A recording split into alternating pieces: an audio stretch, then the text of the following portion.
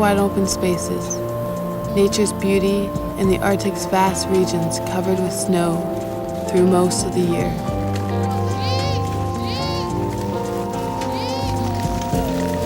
I've witnessed the birth of my territory and seen my small community of Iqaluit become the new capital. But it's a city whose beauty could vanish.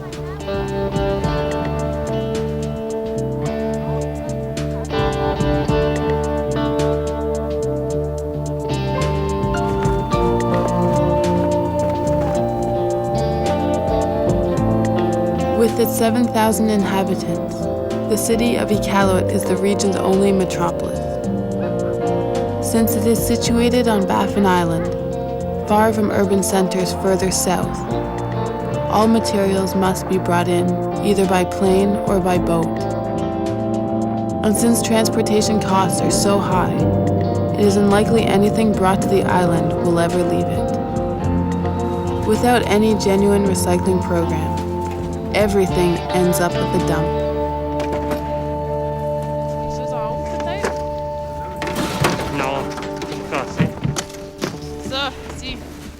Ça a l'air pogné, ça. Je t'ai dit ça de même, là. Ça a l'air pogné. Pour la cuisine, ça, Woody? Quoi? Pour la cuisine? Il y a peut-être du gaz en dedans. Ça a l'air d'être un autre cas de bois de feu, ça. Presque. Ben. OK. Je pense que c'est tout, hein? Ouais. Je pense que c'est tout. On a le plywood, on a le OK. bois. Oui.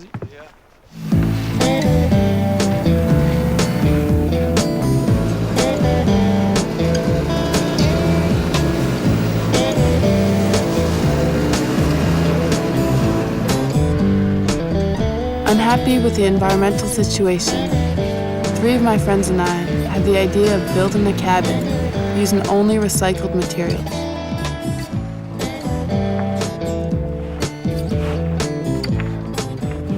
C'est quand même un succès pour voir. Pas parce que ça aurait été tellement facile d'acheter des belles 2x4, des belles planches. Facile. T'sais, on a passé des heures à déclouer, à préparer le bois. Alors c'était genre un challenge un peu pour voir si on pouvait tout faire. Projet de recyclage aussi. Ouais. Ça va faire 2 ans bientôt, ouais.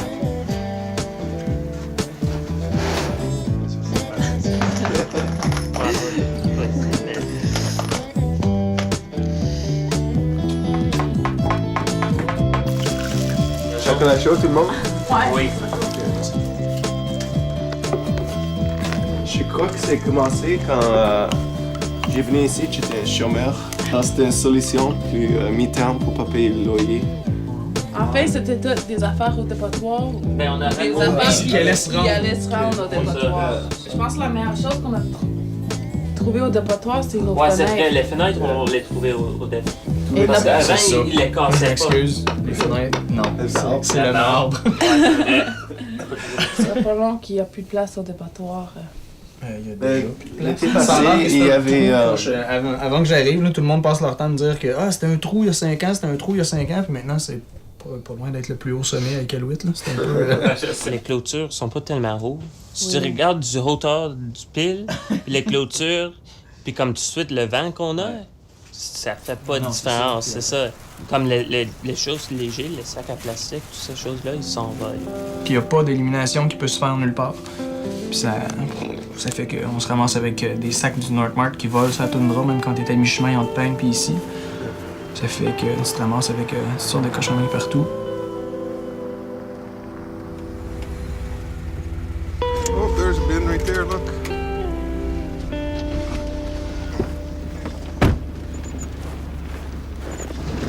We came here in '93. Since the first time, well, you wouldn't know the downtown area. I mean, it's completely changed.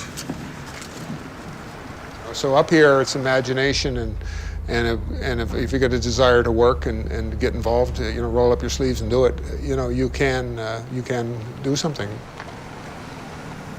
We started out, I guess, originally with our composting project. It was an Earth Day project in 2004, and as an alternative, the composting was an alternative to this incineration deal that was going to, being presented to the city. The city was determined to establish this incinerator here. I mean, that was their answer for waste management. And, they presented this idea that there's no alternative. And so, it was a natural thing to try composting. And, everybody asked, I remember asking the premier, oh, no, I can't compost up here because it's too cold. I said, well, my dad composted, it was cold, and, he just put the stuff in a pile and it looked after itself. We did a few experiments through Environment Canada. They helped us, and we convinced 87 families to divert their organic waste at home. And we went around religiously and measured their garbage boxes. We discovered over 30% of the waste stream here is by weight is organic material. We can really improve. I mean, this is a huge resource for the community. So a lot of people are supporting me. I'm getting a lot of encouragement from people, and so I just have a hard time saying no to it. So I want to see it happen. We tried to do some recycling, but that has been a challenge. Territory is on an island. It's a high cost of doing business here. It's not something where you can take crushed pop cans and bottles, put in a 18-wheeler and drive off, which I think is the most economical. Through the year you have to store it because you're not shipping it on a plane, because you're not going to spend $2 and some odd cents to ship it out. We ship them out on the ship, and it still wasn't feasible. Everybody wants to protect the environment. But are you willing to change your lifestyle? There are a lot of people that we've provided the equipment with. Oh yeah, we want to sign up. But when you get straight down to it, it's really, really difficult for people to change their habits of, one big bag for everything, one big bag of garbage.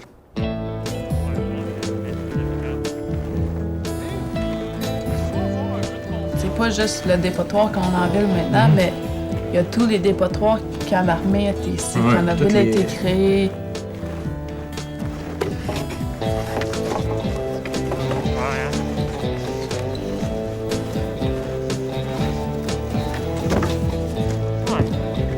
Il y a une base de lit ici. Il y a le reflet historique qui impacte, puis le fait que, je veux dire, tout le monde revient tout le temps avec la même rengaine, ça coûte donc bien plus cher dans le nord, ça coûte plus cher de vivre, mais ça coûte aussi plus cher de jeter. Puis c'est pour ça que les programmes de recyclage n'y embarquent pas, c'est pour ça que les programmes, comme on a vu cet été avec les carcasses de voitures qui étaient supposées de partir, c'est jamais parti, ça partira jamais maintenant que l'économie est sur le déclin. C'est comme plein de circonstances qui s'accumulent qui fait que ça devient, au lieu d'être un problème de pollution de 5000 personnes, mais c'est un problème de pollution de 5000 personnes sur 70 ans. En dessous de... à côté du gros baril qu'il y a là, il a l'air d'avoir un 2x8, je sais pas trop. On veut-tu un tapis? When the military first established this community, it established a lot of dump sites. And so there was a lot of chaos in what happened in all of those old dumps. Everything was thrown in, from things that contained lead to lead-based paints to old vehicles to everything. And at that time we had open burning here, and so we had a lot of environmental problems because of the low temperature burning of plastics. Willy, qu'est-ce que vous pensez? Non, si tu peux pas la fermer, ça vaut pas la peine. On En peut plus, la... c'est un peu gros. Comptoir! Hein? Comptoir! Un comptoir, oui, si on coupe. Si on assit. Ouais, OK. Pour une petite cuisine. C'est dommage qu'il n'y a pas un meilleur système au dépotoir. Ouais, c'est parce ça. qu'il y a tellement d'affaires sauver un peu. utiles qui s'en vont au dépotoir. Il y a des dépotoirs dans le sud où tu peux aller pour trouver du bois.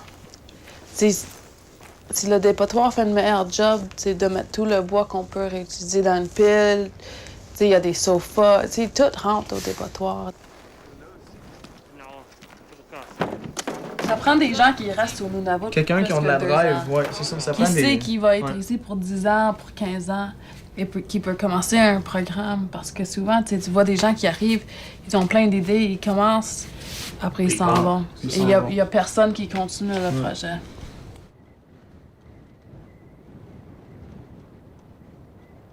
You know, 8 months of the year, everything's frozen here, see? So if we pick this stuff up in the fall, it doesn't get processed. We just keep it in storage till spring. And when things start to thaw out again, then we start working with the process, with the compost.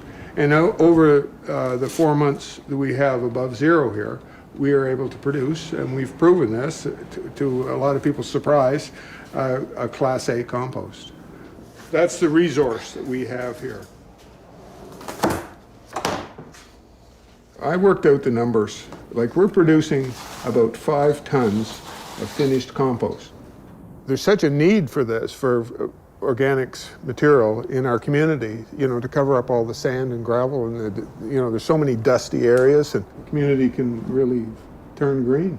When you look at around Iqaluit or anywhere in Nunavut, the topsoil that there is here has very little nutrients. So agriculture of any kind has not been possible because there's no fertilizer. So here's the magic ingredient.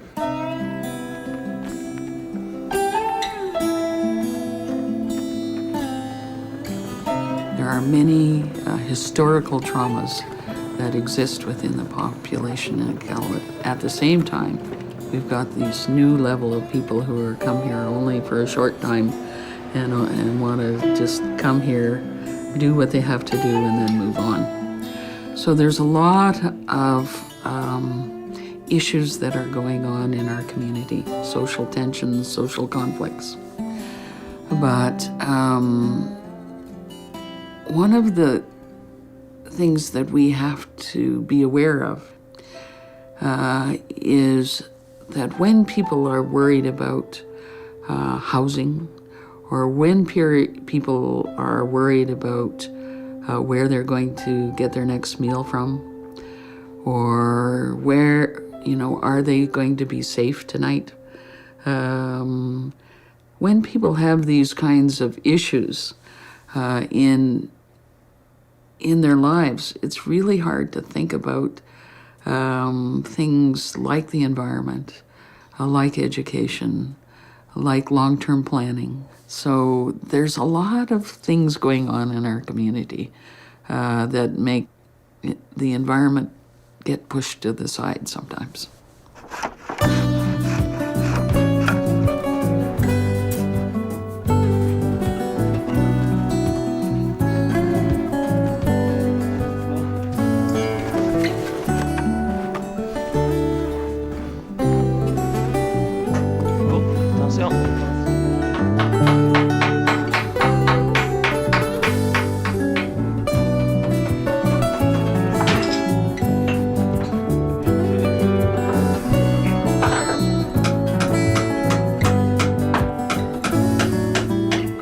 Je pense qu'il y a des solutions à Iqaluit qu'on pourrait faire, mais souvent je sens que c'est l'organisation. Oui, c'est l'organisation. Et la volonté. Ouais, il croche aussi. Celui-là est pas Bon, on pire. va prendre lui. C'est ça. Si quelqu'un, quelque part, avait la volonté politique de dire « OK, regarde, tu fais monter un conteneur ici, mais cette valeur, soit on te fait payer une taxe pour dire qu'on va repayer pour l'expédition du conteneur dans le sud, ou si tu as fait monter une voiture, ben c'est de valeur, mais dans le prix de ta voiture, on inclut une surtaxe pour dire ça, c'est ce que ça va nous coûter dans 10 ans quand tu vas t'en débarrasser pour le redescendre dans le sud, ou tu t'organises pour que les conteneurs ils repartent pleins. Ouais. Parce que présentement, on a des bateaux qui pompent de l'eau dans la baie pour repartir avec du lest, plutôt que de reprendre du lest qui serait du métal qu'on trouve au dépotoir, qui serait des carcasses de voitures, qui serait n'importe quoi. Des tonnes et des tonnes de papier que le gouvernement imprime et jette. Fait que c'est effectivement le problème que ça rentre et ça ressort pas. C'est qu'il n'y a pas de volonté politique et il n'y a pas de volonté sociale pour que ça se fasse.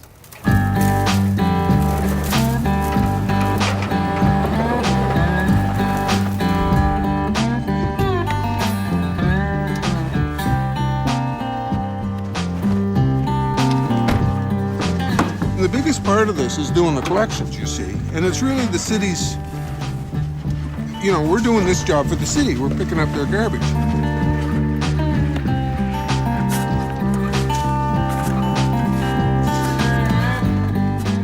This is probably the most difficult part of the whole operation, is unloading, uncovering the compost, the plywood over it and all the tarpaulins and that sort of thing, and then we uncover the stuff back in the truck and unload it. Jim Little runs a composting program, but with the participation of 100 families, it has already reached its maximum capacity. He would like to eventually extend the program to the rest of the city.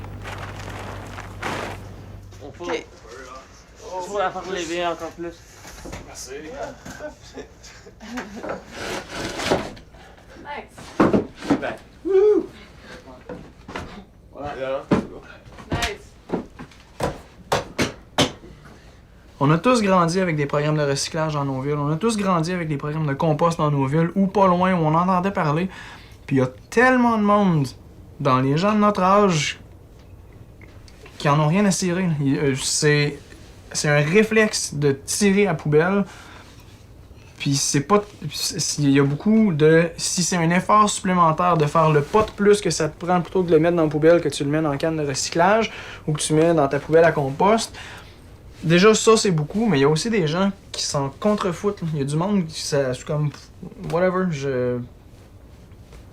Iqaluit, c'est juste une ville au Nunavut. Mais les autres villes ont le potentiel de devenir aussi grand que Iqaluit. Ça pourrait être un exemple pour le reste des villes. Oui, le recyclage coûte très cher. Mais il y a des solutions, les bateaux de centre-ville. Mais un programme de compostage, ça serait tellement difficile et cher. Jim Little, ça fait 4 ans qu'il a son programme. Et ça fonctionne très bien. Mais c'est juste qu'il y a pas assez d'argent et de temps pour l'élargir. We're trying to become sustainable. These little plants are well adapted. They love the soil. And we started growing these a couple of years ago as an experiment. And people love them. So until we get to be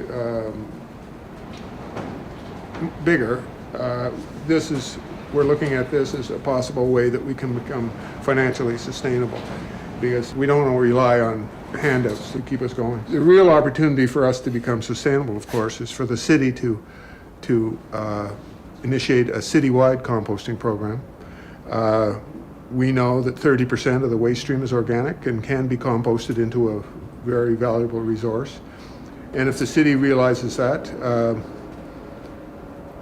they will pay us for the service of, disposing of their potentially noxious organic waste.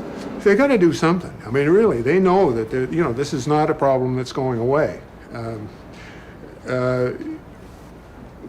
The city budget's got over $200,000 earmarked for a study, to do another study, and it looks like it's either going to be landfill or incineration. We want to provide a service that's going to save the city money and also compensate us for our efforts.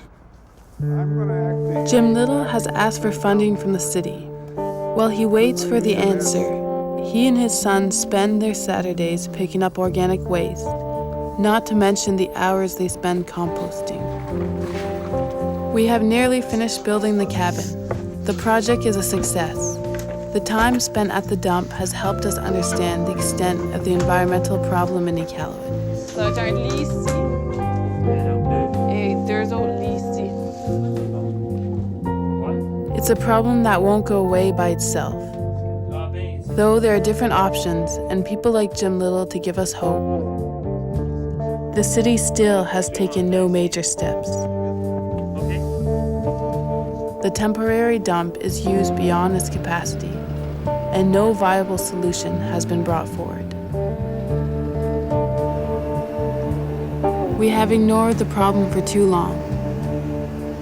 We must act now to find better solutions for the environment.